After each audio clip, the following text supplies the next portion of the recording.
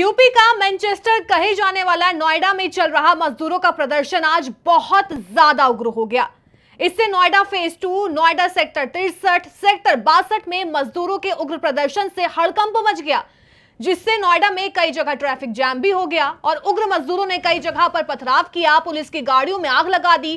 थाना फेज 2 और Ecotech third क्षेत्र में सैकड़ों मजदूर अपनी मांगों को लेकर सड़कों पर उतर आए। हालांकि इसके पीछे की वजह क्या थी, क्यों ये प्रदर्शन उग्र हो गया, क्यों अचानक से सारे प्रदर्शनकारी सड़कों पर आ गए, क्यों ऑफिस के अंदर आग लगा दी गई, इन्हीं सवालों के जवाब जानने के लिए मेरे सहयोगी जितेंद्र चौहान हमारे साथ मौजूद हैं, जो आज इस पूरे मुद्दे को डिकोड करेंगे कि आखिर ये मुद्दा कहां से शुरू हुआ और अब इसका अंत कैसे होगा।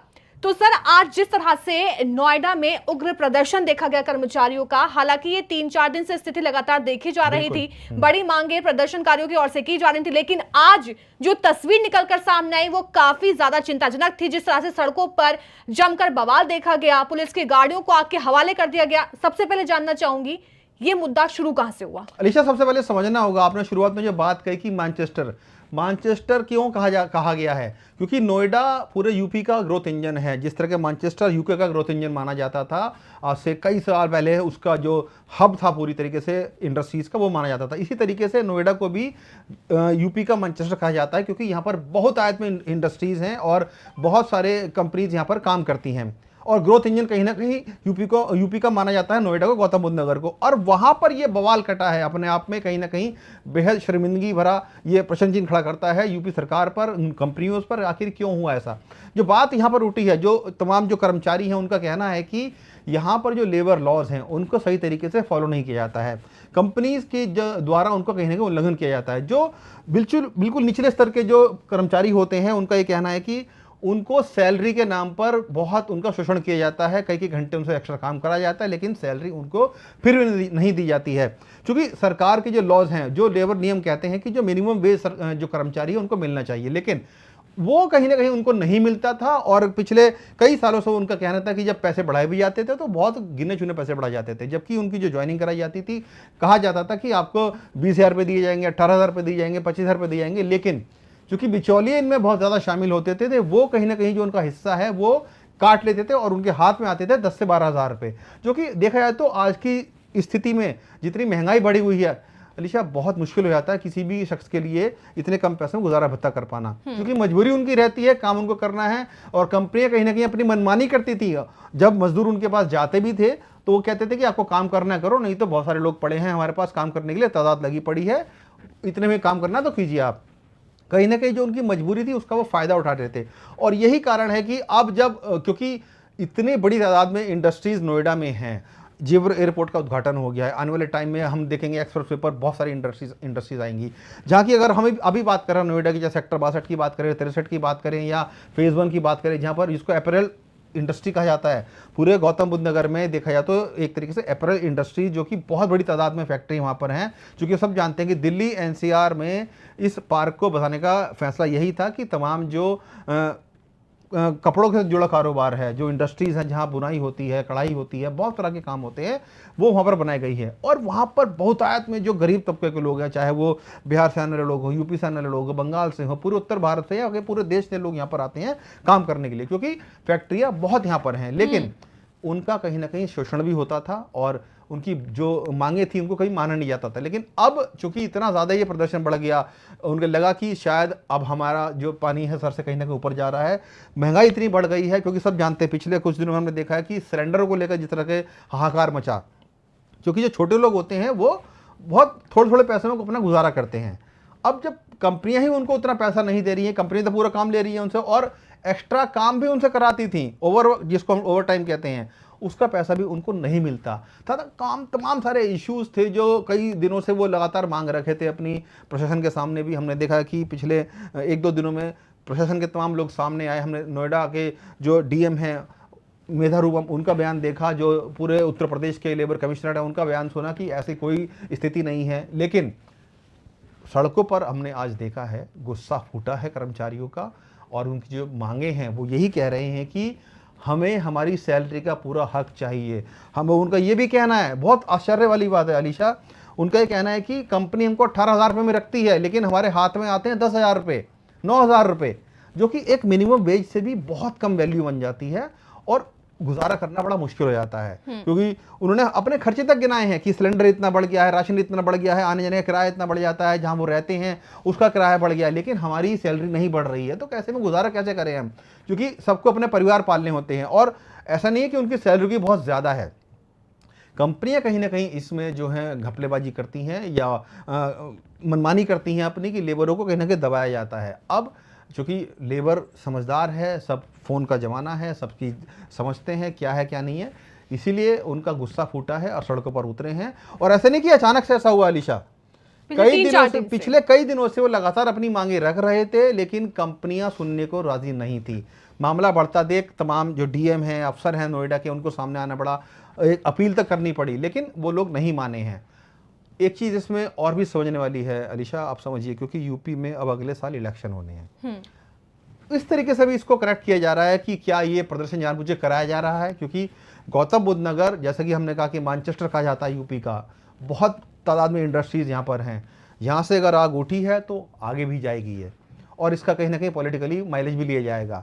तो ये भी एक बात समझ में आ रही है, लेकिन जो मांगे हैं कहीं ना कहीं जायज़ भी है, लेकिन हाँ मुझे लगता है आने वाले टाइम में अब इसका राजनीतिकरण भी खूब होगा, और तमाम जो राजनीतिक दल हैं उत्तर प्रदेश के, चाहे वो समाजवादी पार्टी हो, कांग्रेस हो, बीजेपी हो, बसपा हो, छोटे मोटे दल जितने भी हों, वो सभी इसको कहीं ना कहीं अब टारगेट पे लेंगे, और कहीं ना कहीं परेशानी सरकार के लिए बनेगी, बीजेपी के लिए बनेगी, कि आखिर वो इस मुद्दे को कैसे सुलझाते हैं। क्या वो समझा पाएंगे मजदूरों को कि नहीं, आपकी जो मांगे हैं हम आगे उसको ध्यान में रखेंगे। क्योंकि देखिए बहुत कॉमन सी बात है, जो लेबर लॉस कहते हैं कि जो मिनिमम वेज है सर उनको कर्मचारियों को मिलना चाहिए, लेकिन 18,000 रुपये की सैलरी तय की जाती है, लेकिन मिलता कितना है उनके हाथ में? 10,000 रुपये, 11,000 रुपये, 9,000 रुपये। खुद कर्मचारियों ने बोला है, जो प्रदर्शन कर रहे थे उनके तमाम ने बाइटें सुनी, हम सुनाएंगे अपने दर्शकों को कि किस तरीके से जो उनकी व्यथा है सुना रहे हैं। वो मजबूरी में शायद उनको सड़कों पर उतरना पड़ रहा है, लेकिन सरकार भी अपनी तरफ से पूरे इंतजाम कर रही है कि प्रदर्शनकारियों को रोका जाए, और हमने देखा कि आंसू गैस के गोले तक छोड़ने पड़े हैं अलीशा। बिल्कुल सर, यहाँ पर देखिए स्थिति जब ज्यादा और भयावह हो गई, जब हाल ही में हरियाणा सरकार ने सभी कर्मचारियों की सैलरी जो है बेसिक सैलरी 19,000 करी, फिर यहाँ पर नोएडा में जो यूपी के अंडर आता है उन कर्मचारियों को कुछ महसूस हुआ कि हमारी भी सैलरी इतनी है, पेपर पर इतनी, लेकिन हमारे हाथ में 10 से 11,000 आते हैं, बाकी सब कहाँ जाता है उन कर्मचारियों को भी नहीं पता होता, जिसके चलते आज उनका गुस्सा सड़कों पर साफ तौर पर नजर आया। जिस तरह से गाड़ियां पलटी, पुलिस वालों को एकदम लहूलुहान कर दिया गया, आग वहां पर एकदम भड़की हुई थी। अलीशा, जैसा आप बता रही हैं कि अभी हाल ही में हरियाणा सरकार ने जो डेली वेजेस हैं, जो न्यूनतम वेतन है, उसको लागू किया है, और वो कहीं ना कहीं समझ में आ रहा था कि सरकार ने कदम उठाए हैं, हरियाणा सरकार ने। इसी तरीके से अगर मैं दिल्ली की बात करूं तो दिल्ली में भी, दिल्ली सरकार जब पिछले साल बनी थी तो उसके बाद से उन्होंने भी दिल्ली में जो न्यूनतम वेतन है उसको लागू किया है, और जो उसका आंकड़ा है मैं आपको बता दूं, करीब करीब 19,000 से ज़्यादा रुपये जो निम्न वेतन रखा गया है। वहीं अगर सेमी स्किल्ड वर्कर है तो उसका वेतन कहीं ना कहीं ज़्यादा है, और उसी तरीके से अगर स्किल्ड वर्कर आता है तो वो करीब 24,000 तक चला जाता है। तो यही कारण है कि तमाम जो उत्तर प्रदेश में जो नियम लागू थे वो शायद उस तरीके से लागू नहीं हो रहे थे। जो न्यूनतम वेतन उनको मिलना चाहिए मजदूरों को, वो उनको नहीं मिल रहा था, क्योंकि तमाम सारे बिचौलिए हैं और जो कंपनियां हैं वो अपनी मनमर्जी करती हैं, जो उनका पूरा वेतन है वो मिल नहीं पाता है। यही कारण है कि अब उत्तर प्रदेश में इस तरीके की एक जो है ये तमाम जो लेबर क्लास लोग हैं, जो डेली वेजर्स होते हैं, उनके बीच में एक ये बात जरूर चली होगी कि जब दूसरे राज्यों में, पड़ोसी राज्यों में हर जगह बीजेपी की सरकार है, चाहे दिल्ली की बात कर लें, उत्तर प्रदेश की सरकार कर लें, दिल्ली या हरियाणा की बात कर लें, जहाँ पर अभी लागू किया गया है नियम, कहीं ना कहीं वो उसका उनको ये अंदाज़ा था कि शायद हमारे साथ भी ये लागू होना चाहिए, और जो मिनिमम वेज है हमको मिलना चाहिए, क्योंकि इसमें अनियमितताएं बहुत सारी पाई जाती हैं। हमने देखा है कि किस तरीके से जब कंपनियां जब तमाम लोगों को भर्ती करती हैं तो उनसे तमाम वादे किए जाते हैं, लेकिन बाद में जिस तरीके से उनका शोषण होता है वो एक कहीं ना कहीं कारण बन रहा है कि कंपनियां कहीं ना कहीं उनका शोषण करती हैं। ना तो टाइम पे पैसा मिलता है, अगर वो ओवर टाइम करते भी हैं तो ओवर टाइम का पैसा उनको नहीं मिल पाता। तमाम तरह की समस्याएं हैं जिनको लेकर अब तमाम जो मजदूर क्लास है, जो लेबर क्लास लोग हैं, जो डेली वेजर्स होते हैं, जो कंपनियों में काम करते हैं, वो उनका गुस्सा कहीं ना कहीं फूटा है। वो लगातार कई दिनों से ये मांग कर रहे थे कि इनको सुधारा जाना चाहिए, क्योंकि महंगाई इतनी बढ़ गई है और जितना पैसा उनको मिलता है उससे कहीं ना कहीं उनका गुजारा नहीं हो पा रहा था। यही कारण है कि जिस तरीके से दिल्ली में तमाम जो पैसा बढ़ाया गया है डेली वेजर्स का, और जो उत्तर प्रदेश में जो कम न्यूनतम वेतन है वो नहीं मिलना चाहिए, बढ़ा हुआ वेतन मिलना चाहिए। क्योंकि हमने कई ऐसे जो मजदूर हैं उनसे बातचीत की, उनका यही कहना था कि जो सैलरी उनके पास आती है वो बहुत कम आती है, इतनी महंगाई में जो खर्चा कर पाना बड़ा मुश्किल हो जाता है, और कहीं ना कहीं जो बिचौलिए हैं, जो कंपनियां अपनी मनमानी करती हैं, और यही कारण है कि वो मांग उठा रहे थे, लेकिन मांगों को उनकी सुना नहीं जा रहा था। और उनका गुस्सा कहीं ना कहीं आज नोएडा में कई जगह पर फूटा है, आगजनी तक उन्होंने की है, और कहीं ना कहीं उनका ये कहना है कि अगर हमारी मांगें नहीं मानी जाती तो काम पर नहीं जाएंगे। ऐसे में जवाबदेही कहीं ना कहीं कंपनियों की बनती है कि आखिर वो इस तरह की बातें क्यों सामने अब आ रही हैं, क्यों वेतन उनको पूरा देते नहीं थे। अगर ये क्योंकि लेबर लॉ हमारे देश में बने हुए हैं, लेकिन उनका पालन शायद उस तरीके से कंपनीज नहीं करती हैं, और यही कारण है कि अब लोगों को अब ये समझ में आ रहा है कि जो उनके हक की लड़ाई है वो जब तक अब ज़मीन पर नहीं उतरेंगे तो शायद उनकी बात को सुना नहीं जाएगा। क्योंकि हमने अक्सर सुना है कि बहरों को कहीं ना कहीं सुनाने के लिए धमाका करना ज़रूरी होता है, और शायद नोएडा के जो तमाम कर्मचारी हैं वो अब सत्ता को ये दिखाना चाहते हैं या कंपनी को ये दिखाना चाहते हैं कि उनकी बातों को सुनना ज़रूरी है, और जो उनकी मांगे हैं वो जरूर पूरा होनी चाहिए। जिस तरीके से दूसरे राज्यों में वेतन बढ़ाए गए हैं उसी तरीके से उत्तर प्रदेश में भी वेतन होना चाहिए। मोहम्मद रजा हमारे सहयोगी लगातार ग्राउंड जीरो पर मौजूद हैं। हम रिपोर्ट दिखा देते हैं दर्शकों को कि आखिर वहां के हालात अब कैसे हैं। इस वक्त मेरी मौजूदगी फेज 2 के मदरसन कंपनी के पास है, और आपको स्थिति देखिए किस तरीके से अराजकता यहाँ फैलाई गई। जो लेबर्स थे उन्होंने किस तरीके से ये गाड़ियां जो है इसको पलट दिया गया, इसमें आगजनी की गई और तोड़ फोड़ किए गए। इसके अलावा आप देखिए किस तरीके से ये पूरी जो गाड़ी है ये क्षतिग्रस्त हो गई। पुलिस की ये गाड़ी है, और आप स्थिति देख के अंदाजा लगा सकते हैं किस तरीके से यहाँ हंगामा हुआ होगा। और जो यहाँ बड़े बड़े पत्थर हैं वो पत्थर देखने को मिल रहे हैं, जितनी पत्थर आपको चली होगी आप देखिए किस तरीके से यहाँ पत्थर देखने को मिल रहे हैं। दूसरी चीज आप ये तस्वीरें देखिए किस तरीके से जले हुए जो यहाँ पुलिस दस्ता थे उसके जो सामान है वो जले हुए हैं। यहाँ जो स्थिति है वो बेहद भयावह है। दूसरी तरफ देखिए पुलिस फोर्स तैनात किए गए हैं। यहाँ दूसरी तरफ की आपको तस्वीरें दिखाएंगे, देखिए सामने भी कुछ पुलिस की गाड़ियां खड़ी हैं। इसके अलावा अन्य जो आम लोगों की गाड़ियां था उनको भी जला दिया गया। बड़ी संख्या में यहाँ लेबर्स आज मदरसन कंपनी में घुस गए थे, यहाँ तोड़फोड़ की गई। फिलहाल जो पूरा फेज 2 का इलाका है इसे पुलिस के द्वारा खाली करवा दिया गया है। भारी पुलिस फोर्स की तैनाती की गई है। लगभग 7 पुलिस की कंपनियां जो है वो यहाँ तैनात किए गए हैं, चाहे वो पीएससी के हो या फिर अन्य जो आरएएफ के जवान हो, उन सबको यहाँ तैनात किए गए। आप तस्वीरें देखिए किस तरीके से स्टेट मिरर आपको तस्वीरें दिखा रहा है।